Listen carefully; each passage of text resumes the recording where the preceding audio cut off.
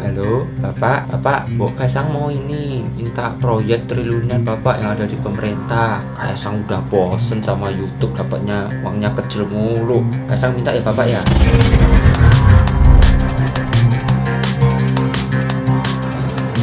Satu minggu ini kita sudah mengamankan, menangkap dan memproses 6 kelompok anak seperti ini dalam berbagai tindak pidana yang semuanya dilakukan dengan cara kekerasan.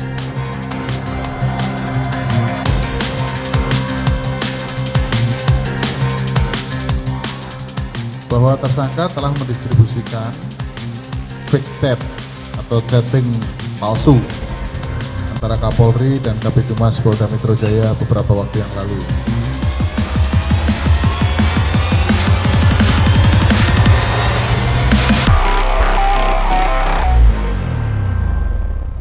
Bukan Kaisang namanya kalau tidak membuat sensasi di akun media sosialnya. Aku mau kasih tahu ya, ini by the way ini topikku baru loh, tulisannya jomblo. Putra bungsu Presiden Joko Widodo ini memang aktif di jejaring sosial. Dari kebiasaan Kaisang juga, akhirnya Presiden Jokowi memiliki akun vlog yang belakangan ini ramai diperbincangkan di media sosial. Setelah heboh dengan vlog Kaisang menemani bapaknya memotong rambut dan vlog memanah, kali ini Kaisang membuat vlog dengan judul "Bapak Minta Proyek". Halo, Bapak, Bu Kaisang mau ini minta proyek triliunan Bapak yang ada di pemerintah. Kaisang udah bosen sama YouTube, dapatnya uangnya kecil mulu. Kaisang minta ya Bapak ya. Opo tole, mau sukses sama kaya ya kerja keras toh. Mosok pengen penak etok. Sana ngurusin Markobar sana. Markobar itu bukan punya aku Bapak. Oh, bukan toh. Bukan Bapak, bukan. Video ini diawali dengan adegan Kaisang merayu bapaknya untuk memberikan sebuah proyek. Namun, Bapak Kaisang kali ini bukan diperankan langsung oleh Jokowi, melainkan Kaisang sendiri dengan sudut pengambilan gambar yang terbatas. Dimulai dari obrolan minta proyek hingga terakhir adegan bapak minta pulsa pun ditampilkan Kaisang. Dek, Bapak ada pesan yang penting buat kamu. Kenapa kok Bapak jadi serius gini toh? Dengerin Bapak. Bapak minta pulsa ya, pulsanya Bapak habis. Oh, foto Bapak nggak cetok. Dari beberapa vlog Kaisang terselip komedi-komedi yang membuat vlog ini menarik. Oke, gimana Pak tadi Pak? Namun pada vlog terbaru ini banyak yang beranggapan Kaisang menyindir anak-anak pejabat yang hobinya minta proyek kepada orang tuanya. Namun sindiran kali ini tertuju pada siapa ya? Minta proyek sama orang tua yang di pemerintahan, dasar deso. Ini kayaknya harus disensor, jadi kita ulang dasar Oh ya, sekarang udah disensor, jadi lebih sopan. Malu dong sama embel-embel gelar yang kalian dapat dari kuliah. Apalagi kuliahnya di luar negeri. Balik ke Indonesia bukannya membangun Indonesia untuk lebih baik, malah ngehancurin. Dasar katanya mau berbakti buat nusa dan bangsa, tapi yang ada apa? Malah ngancurin semua. Kalau masalah sindir-menyindir ini bukan hal baru lagi bagi Kaisang. Kaisang memang suka membalas hater bapak maupun haters keluarganya. Seperti waktu Roy Suryo menanggapi cuitan Twitter dengan nama akun Gibran Rakabumi, anak pertamanya Jokowi. Padahal akun tersebut merupakan akun palsu, tapi Roy Suryo malah menanggapinya. Hal ini ditanggapi Kaisang pada akun Instagramnya. Ia memposting martabak Markobar yang dimiliki kakaknya dengan caption, "Makan Markobar dulu, ayo makan, kalau mau nyinyir butuh asupan gizi." Ada juga sewaktu hebohnya SBY curhat di akun Twitternya. Kaisang juga sempat menirunya. Kicauan SBY melalui akun Twitternya @sbyudhoyono, "Saya bertanya kepada Bapak Presiden dan Kapolri, apakah saya tidak memiliki hak untuk tinggal di negeri sendiri dengan hak asasi yang saya miliki?" Cuitan tersebut ditiru oleh akun Facebook yang diduga dikelola oleh Kaisang. Apakah rasa sakit karena mencintai diam-diam itu ditanggung oleh BPJS? Halo, Bapak. Selain mengenai Bapak minta proyek pada vlog terbaru Kaisang yang berdurasi 2 menit 40 detik ini, Kaesang juga membahas mengenai topik intoleransi. Kaesang menampilkan sebuah video pawai obor yang diikuti anak-anak dengan meneriakkan pembunuhan terhadap seseorang. Lihat aja. Kejadian yang terekam pada video tersebut seharusnya memang tidak terjadi.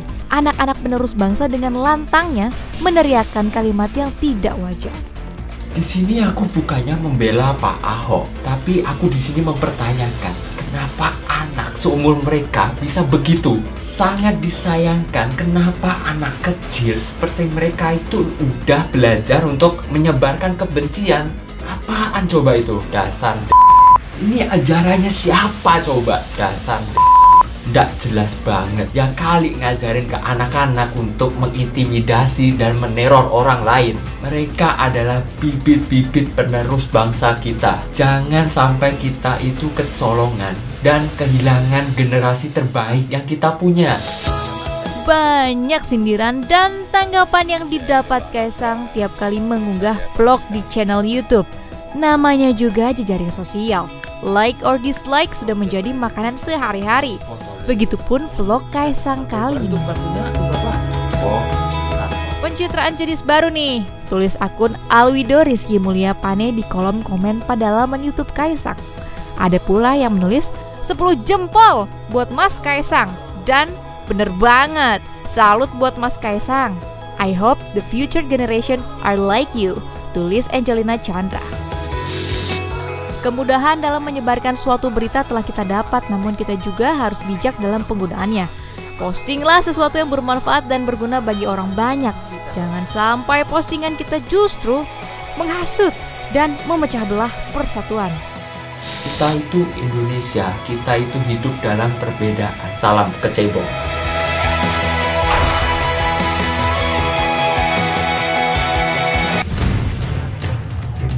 Aksi beringas sejumlah anggota geng motor di beberapa kawasan Jabodetabek cukup meresahkan masyarakat. Bahkan mereka tidak segan memamerkan aksinya di sosial media sebelum beraksi. Ironisnya, banyak diantaranya masih di bawah umur. Seperti yang terjadi di Jatiwaringin, Jakarta Timur pada 21 Mei 2017 lalu. Geng motor yang menamakan Jatiwaringin All Star melakukan pengeroyokan pada 2 pemuda. Tak segan-segan berbagai senjata tajam dibawa secara terencana untuk aksinya. Hingga satu di antaranya tewas. Ya, ada korban meninggal di Jatiwaringin.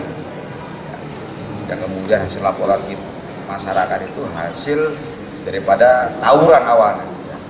Tawuran anak-anak antara umur 15 sampai 25 tahun. Ya. Di mana lukanya itu ada di kepala dan sekujur tubuh. Ya, bacokan dengan senjata tajam maupun benda keras lainnya.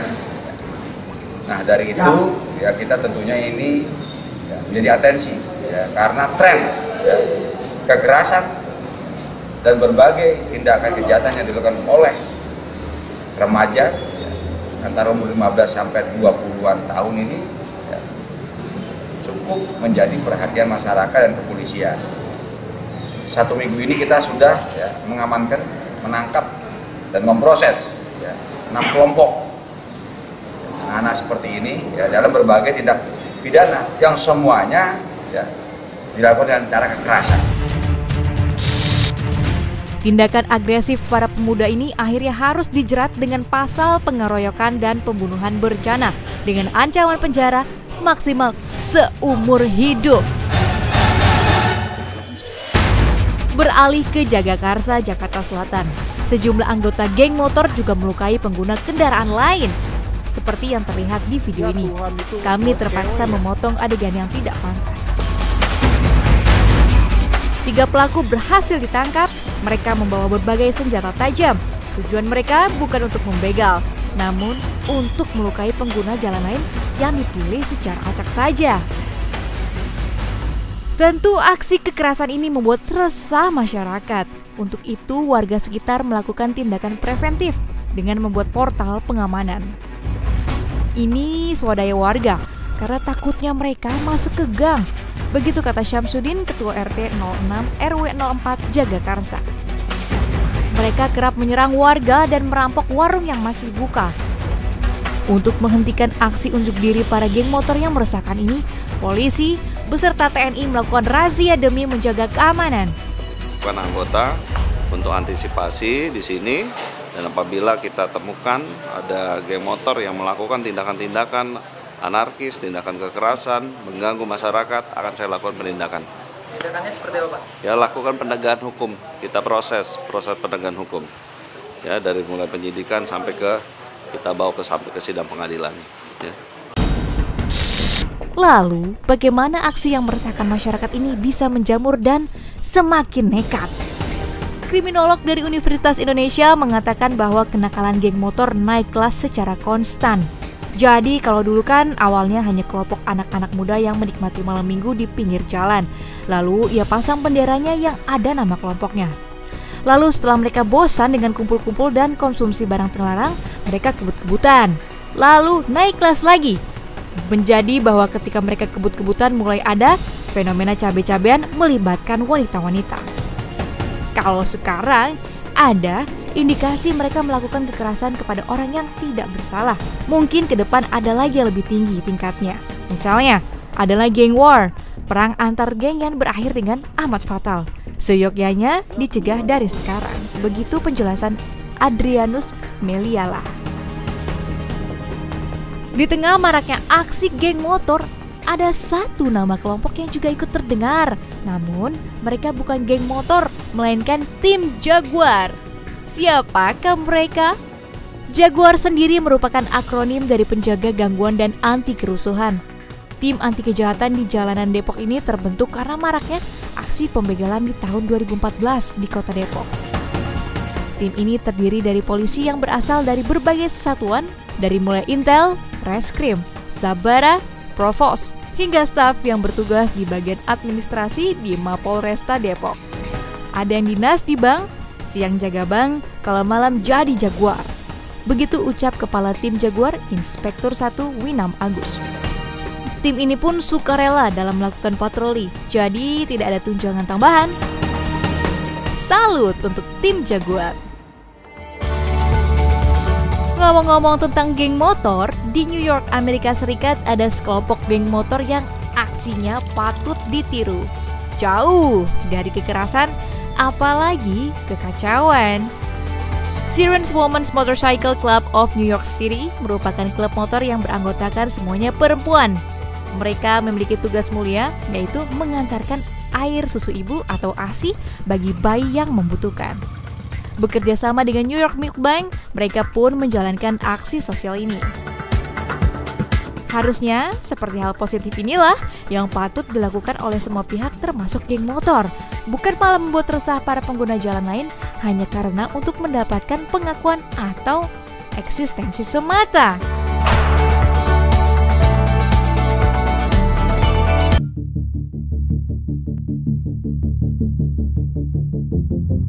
Era digital memang memudahkan kita terpapar informasi-informasi liar yang belum jelas kebenarannya.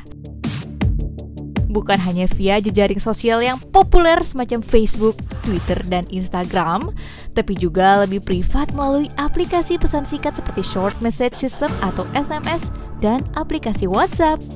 Karena kemudahannya, maka tak heran kini para pelaku teror menggunakan saluran-saluran ini untuk menebar informasi palsu. Isu-isu sara yang sangat sensitif dan memicu perpecahan serta penyebaran kebencian terhadap seseorang, kaum, atau golongan. Dan karena masih kurangnya etos membaca atau mengecek kebenaran atas suatu informasi, maka tak heran jika info-info yang masuk kemudian diamini dengan mudah, bahkan bisa terprovokasi hingga menimbulkan persengketaan. Tak jarang juga yang berujung pada kekerasan fisik.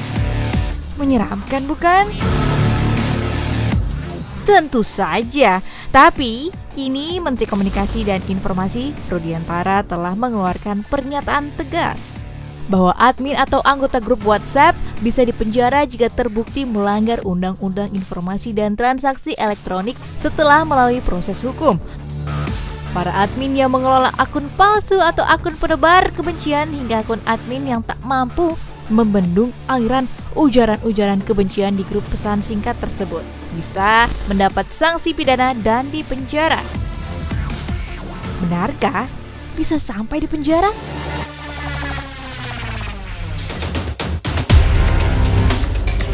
Bisa.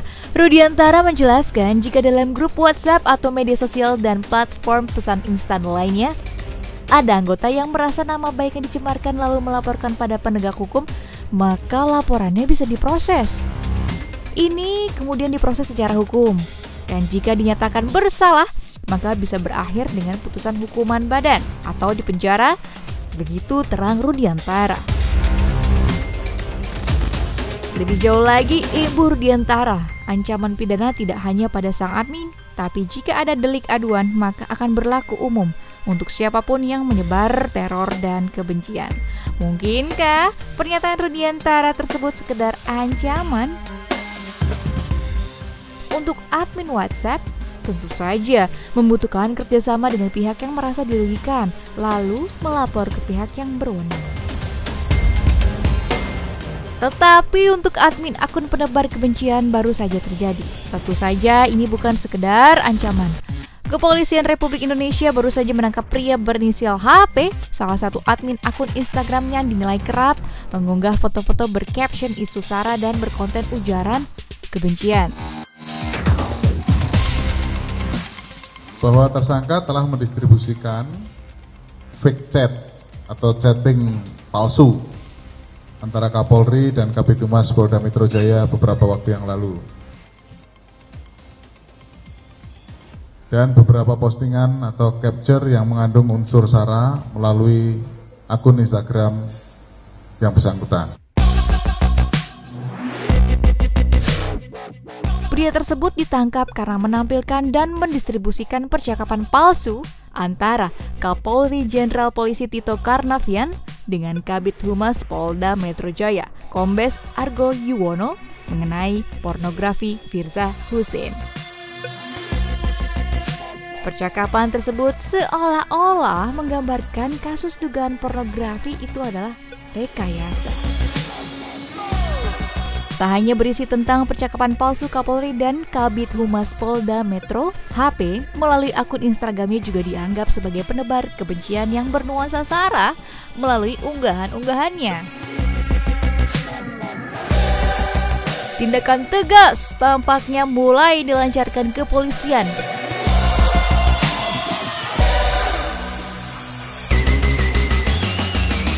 Dari Bangkalan, seorang pria berinisial MS juga ditangkap aparat kepolisian karena memberikan komentar menggunakan kata-kata kotor yang ditujukan kepada Kapolri Jenderal Tito Karnavian. Dari bengkelnya tempat bekerja, MS diciduk oleh aparat kepolisian dan dijerat dengan Undang-Undang ITE. Itu memang sudah ada laporan beberapa waktu yang lalu, kemudian kita tindaklanjuti dengan penyelidikan awal, dan hasil penyelidikan awal kita konfirmasi ke unit cyber di Polda Jatim. Kemudian bersama-sama dengan Satreskrim Polres Bangkalan, unit cyber Polda Jatim melakukan penangkapan terhadap pelaku penghinaan melalui media sosial tersebut. Tersangka sekarang di mana? Tersangka sampai dengan saat ini ada di Polda karena ditangani oleh unit cyber Polda. Dan bukan hanya kepolisian, warga negara Kesatuan Republik Indonesia nampaknya mulai menyadari bahaya dari tebaran kebencian melalui dunia maya. Seperti di Kupang, Nusa Tenggara Timur, masyarakatnya sendirilah yang mengadukan akun penebar kebencian di wilayah mereka ke kepolisian setempat.